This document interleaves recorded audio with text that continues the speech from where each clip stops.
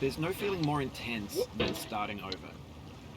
If you deleted your homework the day before it was due, as I have, or if you left your wallet at home and you have to go back after spending an hour in the commute.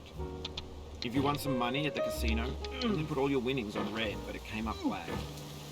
If you got your best shirt dry cleaned before a wedding and then immediately dropped food on it. If you won an argument with a friend and then later discovered that they just returned to their original view. Starting over is harder than starting up. If you're not ready for that, like if you've already had a bad day, then what you're about to go through might be too much. Feel free to go away and come back. I'll be here. Alright, thanks for coming with me on this trip. I'll understand if you have to take a break at any point.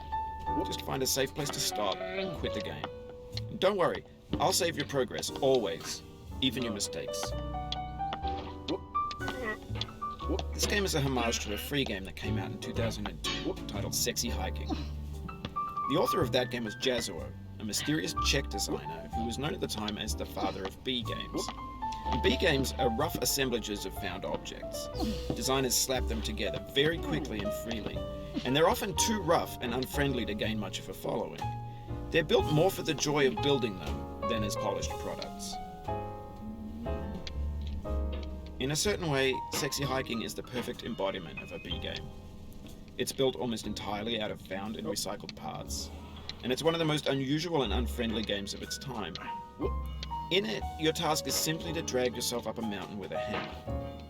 And that act of climbing, in the digital world or in real life, has certain essential properties that give the game its flavor. No amount of forward progress is guaranteed. Some cliffs are too sheer or too slippery, and the player is constantly, unremittingly in danger of falling and losing everything. Anyway, when you start Sexy Hiking, you're standing next to this dead tree that blocks the way to the entire rest of the game. It might take you an hour to get over that tree, and a lot of people never got past it. You prod and you poke at it, exploring the limits of your reach and your strength, trying to find a way up and over. And there's a sense of truth in that lack of compromise. Most obstacles in video game worlds are fake. You can be completely confident in your ability to get through them once you have the correct method or the correct equipment or just by spending enough time. In that sense, every pixelated obstacle in Sexy Hiking is real. The obstacles in Sexy Hiking are unyielding, and that makes the game uniquely frustrating. But I'm not sure Jazuo intended to make a frustrating game. The frustration is just essential to the act of climbing, and it's authentic to the process of building a game about climbing. A funny thing happened to me as I was building this mountain. I'd have an idea for a new obstacle, and I'd build it, test it, and it would usually turn out to be unreasonably hard. But I couldn't bring myself to make it easier.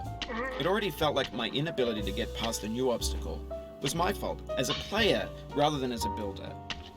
Imaginary mountains build themselves from our efforts to climb them, and it's our repeated attempts to reach the summit that turns those mountains into something real.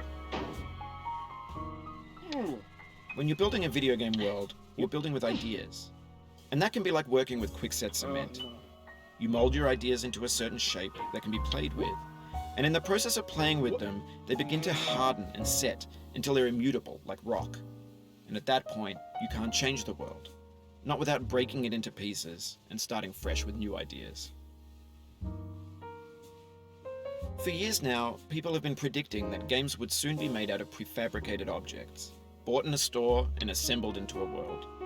And for the most part, that hasn't happened, because the objects in the stores are trash. I don't mean they look bad or that they're badly made, although a lot of them are. I mean they're trash in the way that food becomes trash as soon as you put it in the sink. Things are made to be consumed and used in a certain context.